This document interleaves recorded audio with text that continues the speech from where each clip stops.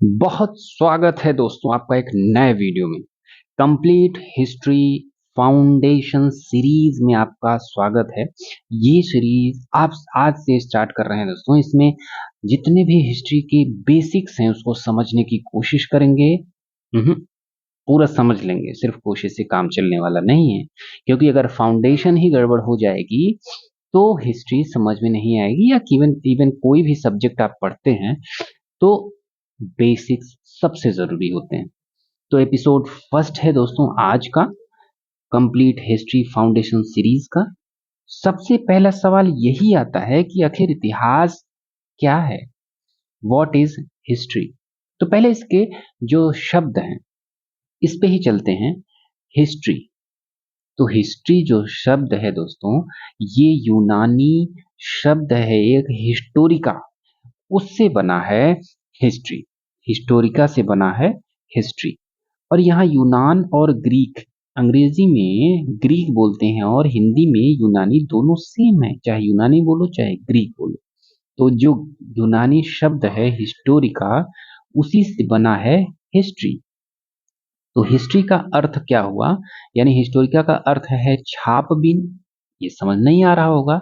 अनुसंधान से प्राप्त ज्ञान, ये भी कम ही आ रहा होगा, लेकिन हम लोग जो पढ़ेंगे अंदर तो आ जाएगा। यानी अभी जो समझ आ रहा है आप देखते रहिए, इस वीडियो के लास्ट तक जाते जाते आपको खूब ढेर सारी नॉलेज मिलने वाली है। और एक बात कई तरीके से समझाने की कोशिश रहेगी। भारतीय संदर्भ में देखा जाए तो इतिहास जो है इति धन अधन आस होता है, जिसका अर्थ क्या हुआ, ऐसा ही हुआ था। था मतलब पास्ट, पास्ट में ऐसा ही हुआ था, thus indeed it happened। जहां इंग्लिश में हिस्टोरिका से हिस्ट्री बना है, जिसका मतलब अनुसंधान से प्राप्त ज्ञान है, वही मतलब। और इतिहास को हिंदी में जो बोलते हैं इतिहास, इसका मतलब है कि ऐसा ही हुआ था। तो अब थोड़ा सा और फैक्ट जान ले। जैसे ही सारे सब्जेक्ट होते हैं दोस्तों, उनके खोजकर्ता, उनके आदि पुरुष, उनके प्रथम पुरुष की बात होती है तो उन्हीं को हम लोग फादर मान लेते हैं।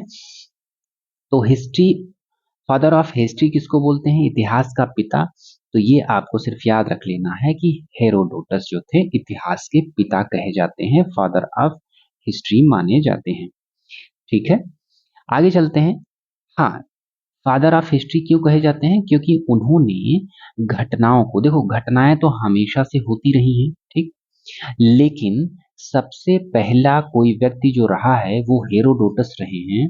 उन्होंने घटनाएं जो हो रही थी उसको एकत्रित किए और व्यवस्थित रूप से लिखा उसको, इसलिए उनको हम फादर ऑफ हिस्ट्री बोलते हैं, क्योंकि घटनाएं उसके पहले भी हो रही थी लेकिन कोई लिखा नहीं था सिस्टमैटिक तरीके से। ये पहले हेरोडोटस व्यक्ति थे जिन्होंने लिखा, इसलिए इनको फादर ऑफ हिस्ट्री कहा जाता है। लेकिन कई बार उन्होंने जो सुना उसको भी लिख दिया, तो इस तरीके से ठीक है, लेकिन फिलहाल यही फादर ऑफ हिस्ट्री माने जाते हैं।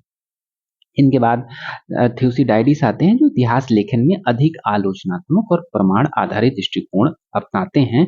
फिलहाल आपको सिर्फ और सिर्फ ये याद रख लेना है बेसिक के तौर पर कि फादर ऑफ हिस्ट्री कौन है, हेरोडोटस। अब इसको समझने की कोशिश करते हैं क्या है ये बात। तो देखो, जब भी कोई बात होती है वो बीत जाती है तो वो पास्ट बन जाता है। जैसे मान लो कल हुआ कुछ, अभी मान लो 20 साल के हो, 25 30 35 50 साल के, या उससे ज्यादा कम हो, इससे ज्यादा तो नहीं होगा। तो जो आपके जीवन में चीजें बीत चुकी हैं, जो हो चुकी हैं, वो आपका अतीत रहा है, पास्ट रहा है। ठीक है, एक एग्जाम्पल के तौर पे मान लो कि आपका बचपन में आपने जन्मदिन मनाया था, बर्थडे मनाया था, तो वो आपका पास्ट हो गया, पास्ट में मनाया था। लेकिन उस दिन की फोटो जो थी, वीडियो था, केक की तस्वीर थी, और जो आपने व्हाट्सएप पे भेजा था इनविटेशन, वो सारी चीजें क्या बन गई, एविडेंस बन गई, प्रमाण बन गई। जैसे मान लो आप किसी को बताया कि मैंने बर्थडे मनाया था, तो क्या मानेगा, कैसे मानेगा, क्यों मानेगा। तो अगर उसको मोबाइल में दिखा दिए कि देखो उस दिन का वीडियो, उस दिन की फोटो, केक की तस्वीर दिखा दिए, यही इनविटेशन भेजे थे, ये सारी चीजें दिखा दी, तो मान जाएगा भाई कि भाई यही प्रमाण है, यही एविडेंस है और तुमने पास्ट में अपना जन्मदिन मनाया था।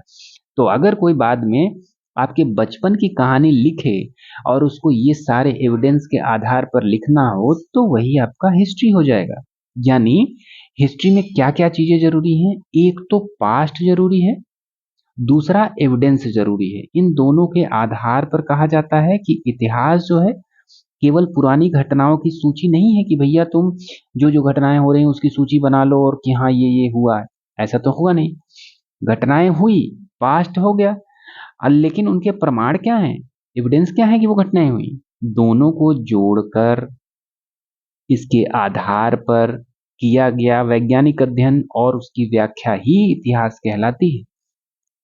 इसमें वैज्ञानिक अध्ययन भारी शब्द लग रहा होगा, इसका मतलब सिर्फ इतना ही है कि अनुमान कुछ नहीं लगाया जाता इसमें। इसमें सीधे प्रमाण के आधार पर किसी चीज को समझने की बात की जाती है, तो वही वैज्ञानिक अध्ययन है और उसकी व्याख्या करते हैं। तो दो चीज निकल के आए कि हिस्ट्री के लिए हमको पास्ट की जरूरत होती है और उस पास्ट के लिए एविडेंस की जरूरत होती है, प्रमाण की जरूरत होती है। उसी आधार पर इतिहास के चार तत्व माने गए हैं भाई। कि पहली बात क्या है कि भाई जो पास्ट में घटना घट चुकी है वो जरूरी है, एविडेंस होना चाहिए, प्रमाण वो जरूरी है, जैसे फोटो वीडियोज हैं वैसे ही, और उसका फिर अध्ययन होगा, अध्ययन के बाद उसकी व्याख्या की जाएगी, तो फिर तथ्यों के आधार पर जो निष्कर्ष निकलेगा वही हमारा हिस्ट्री हो जाएगा। जैसे एविडेंस में देखो, यहाँ पे शिलालेख है, सिक्के हैं, पांडुलिपियां हैं, स्मारक हैं, पुरातात्विक अवशेष हैं। पुरातात्विक अवशेष क्या होते हैं कि जो पुराने जमाने में चीजें मिली हुई हैं, कहीं समुद्र में मिली, कहीं धरती के नीचे दबी मिली, कोई जो औजार मिला, हथियार मिला, कंकाल मिला, ये सारी चीजें किसमें आती हैं? पुरातात्विक अवशेष में आती हैं। शिलालेख क्या होता है? शिला यानी पत्थर, और उस पे जो लेख लिखा गया है उसको क्या बोलेंगे? शिलालेख।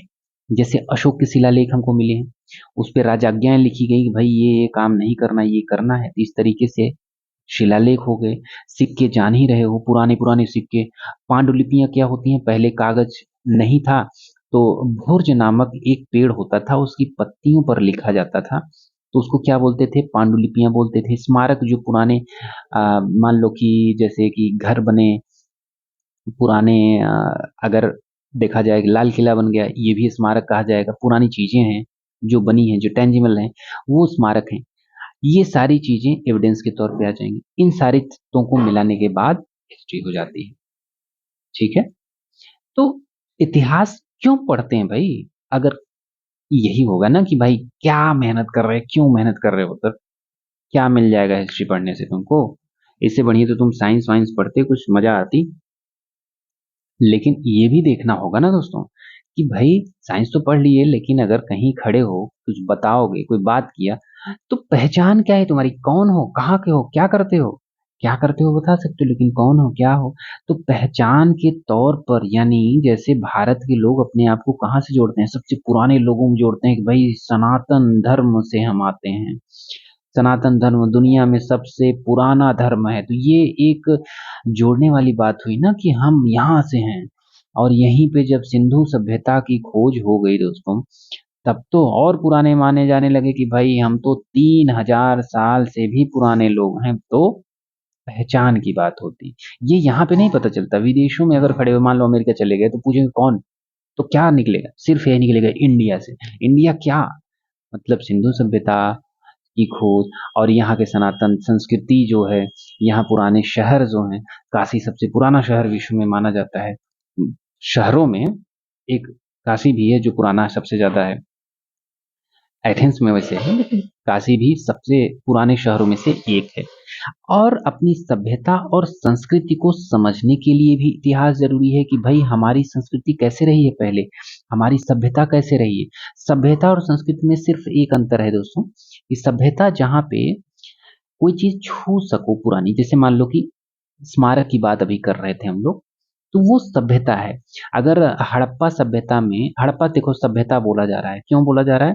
क्योंकि वहां के लोग तो हैं नहीं आज, तो उनका, उनके सामान जो मिले हैं, उनके घर मिले हैं, ये सारी चीजें सभ्यता के अंतर्गत आती हैं।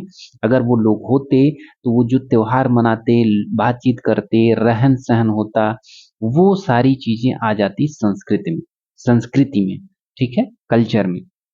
तो आज भी दोस्तों देखो कि भारत की संस्कृति बदल रही है।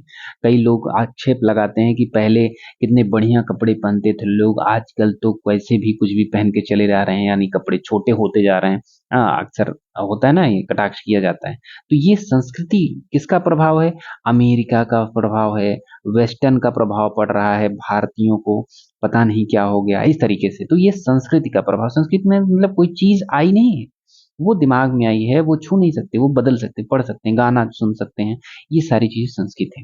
तो ये इससे जोड़ने के लिए, समझने के लिए, अतीत की गलतियों से सीखने के लिए क्या मतलब है कि अतीत में क्या गलतियां हुई हैं, जैसे युद्ध हुआ तो क्यों, युद्ध से कितनी जनहानि हुई, कितना सामान का नुकसान हुआ, वो सारी चीजों से बचने के लिए, तो उससे सीखने के लिए, इसके अलावा कैसे लोग रहते थे, क्या क्या किए कि यहाँ नहीं जाना है, तो धीरे धीरे एक कल्चर बिल्डअप हो गया कि भाई हमको क्या करना है क्या नहीं करना है। तो वो गलतियों से सीखते हुए लोग आगे बढ़ते रहे और आज यहाँ तक पहुंचे हैं। आज भी पुरानी गलतियों से सीखकर लोग आगे बढ़ते हैं। तो इतिहास इसलिए जरूरी हो जाता है, वर्तमान को समझने और भविष्य के बेहतर निर्माण के लिए जरूरी है। क्यों? क्योंकि भाई वर्तमान को कैसे समझा जा सकता है, अगर तुरंत यहीं पटक दिया जाए आपको और आपका पास्ट कुछ ना हो, तो आप कैसे बता पाओगे कि आपका क्या अच्छा था क्या बुरा था? अभी आप जो भी कर रहे हो, तो पास्ट में जो भी गलतियां हुई, जैसे मान लो कि मनी मैनेजमेंट नहीं कर पाए, तो आप वो गलती नहीं करना चाहोगे ना कि मनी मैनेजमेंट होना चाहिए, करना चाहिए। तो इस तरीके से होता है कि हम अपने पास्ट से सीख के आगे बढ़ते हैं। तो उसी हिसाब से एक सिस्टमेटिक जो परिभाषा निकल के आती है कि history is the scientific study and interpretation of the human past based on reliable evidence. मतलब जो विश्वसनीय प्रमाण होते हैं, ऐसा नहीं कोई भी प्रमाण ला के रख दो कि यह कहो कि ये है, उसका वैज्ञानिक आधार पर उसको जांच की जाएगी कि कितने साल का पुराना है, कहाँ का मिला है, क्यों मिला है। तो वो सारी चीजें, यानी इतिहास विश्वसनीय प्रमाणों के आधार पर मानव के अतीत का वैज्ञानिक अध्ययन और उसकी व्याख्या जो होती है, वो इतिहास होता है। एक लाइन में देख लेते हैं कि history equals to past plus evidence plus scientific study और उसका इंटरप्रिटेशन होता है। ठीक। विशेषताएं अब बता लोगे आप कि इतिहास की क्या विशेषताएं होती हैं? तो इतिहास केवल घटनाएं नहीं होती दोस्तों, उसमें कारण भी होता है, परिणाम भी होता है। जैसे 1857 की क्रांति हुई, तो उसका क्या कारण थे, उसके क्या परिणाम थे, वही बताते हैं, तभी तो हमारे इतिहास का पता चलता है। हिस्ट्री में क्या क्या होता है, एक तथ्य होते हैं, एक प्रमाण जरूरी होते हैं, उस पर आधारित, इन दोनों पर आधारित होती है हिस्ट्री। और इतिहास लगातार नए प्रमाणों के आधार पर संशोधित भी हो सकता है, बिल्कुल बदल सकता है। एक महत्वपूर्ण बात और कि भाई जैसे सारी चीजें बीती, सारा कल चाय पी लिया आपने, तो वो हिस्ट्री थोड़ी हो गई आपकी कि हाँ कल हमने चाय पी थी, ये हमारा इतिहास रहा है। वो पास्ट रहा है, वो अतीत है आपका कि बीता हुआ कल है। लेकिन यदि 100 साल बाद अगर अगर आपकी कोई डायरी या फोटो वीडियो से आपको पता लगा है कि उस दिन आपने चाय पी थी और उसको लिखे, तो बनता है वो इतिहास। ऐसा थोड़ी है, तो जो बीता है आपका वो पास्ट है आपका। ठीक है। क्या इतिहास केवल राजाओं का होता है? नहीं, बिल्कुल नहीं भाई। इतिहास सबका हो सकता है, जैसे सामान्य लोगों का, महिलाओं का, किसान, मजदूर, आदिवासी। विज्ञान और तकनीक, संस्कृति और कला, व्यापार और अर्थव्यवस्था, पर्यावरण का भी होता है। तो इतिहास किन प्रश्नों का उत्तर देता है? कुछ थोड़ा सा और बचा हुआ है। जैसे हर इतिहासकार पूछता है कि भाई क्या हुआ था, कब हुआ था, कहाँ हुआ था, क्यों हुआ था और उसका परिणाम क्या हुआ, ये सारी चीजें इतिहासकार पूछता है, इतिहास में पूछा जाता है। बिल्कुल सिंपल है ये। पहले पास्ट ही होगा, हम लोगों का पास्ट जो होता है, फिर उसका प्रमाण देंगे, एविडेंस देंगे, और उस एविडेंस के आधार पर जांच होगी, जांच का विश्लेषण करेंगे, उसको लिखेंगे, तो हिस्ट्री हो जाएगा। तो इसका मतलब है कि हिस्ट्री केवल यह नहीं बताता कि क्या हुआ, बल्कि यह भी बताता है कि क्यों, कैसे और उससे मानव समाज पर क्या प्रभाव पड़ा। ठीक। तो इतिहास का सबसे बड़ा उद्देश्य क्या है? जो उद्देश्य यही है दोस्तों कि इतिहास केवल अतीत को जानने के लिए नहीं पढ़ा जाता, बल्कि यह बताने के लिए, समझने के लिए कि भविष्य को और बेहतर कैसे बनाया जा सके। यानी वर्तमान को समझने के लिए और भविष्य को बेहतर बनाने के लिए ही इतिहास हमको पढ़ना चाहिए। एक सवाल अक्सर एग्जाम में आता है कि इतिहास विज्ञान है, कला है? चर्चा का विषय होता है दोस्तों इसे। विज्ञान है क्यों? क्योंकि प्रमाण पर आधारित होता है, जांच पड़ताल करता है, तर्क पर आधारित होता है। कला है इसलिए कि व्याख्या भी करता है और प्रस्तुत कहानियां प्रस्तुत करता है। भाषा और शैली भी महत्वपूर्ण होता है। तो इसलिए इतिहास विज्ञान और कला दोनों है। लास्ट सवाल है शायद कि क्या इतिहास बदल सकता है? तो हाँ, नए प्रमाण मिल जाएं जैसे नई खुदाई हो रही है, होती ही रहती है, नए शिलालेख मिले, नई पांडुलिपियां मिले, तो फिर इतिहास को रीराइट करना पड़ता है। निष्कर्ष के तौर पर दोस्तों सारी चीजें हैं, और इतिहास हमें केवल यह नहीं बताता कि क्या हुआ, बल्कि यह भी सिखाता है कि क्यों हुआ, कैसे हुआ, और उससे क्या सीखना चाहिए। इस तरीके से हम लोग इस टॉपिक को अच्छे से समझते हैं दोस्तों। लेकिन एक चीज और बचती है, क्या? वो नेक्स्ट वीडियो में देखेंगे कि भाई जो हजारों साल पुरानी घटनाएं हैं, उनके बारे में इतिहासकार को कैसे पता चलता है, आखिर उनके पास प्रमाण कहाँ से आते हैं, ये सारी चीजें कहाँ से मिलेंगी? हिस्ट्री ऑफ या एविडेंस, एविडेंस से, यानी इतिहास के स्रोत से, एविडेंस ऑफ हिस्ट्री कितने लोग होते हैं, वो सारी चीजें हम लोग देखेंगे। लेकिन आज की वीडियो में इतना ही। मिलते हैं दोस्तों कल, तब तक के लिए धन्यवाद। Thank you.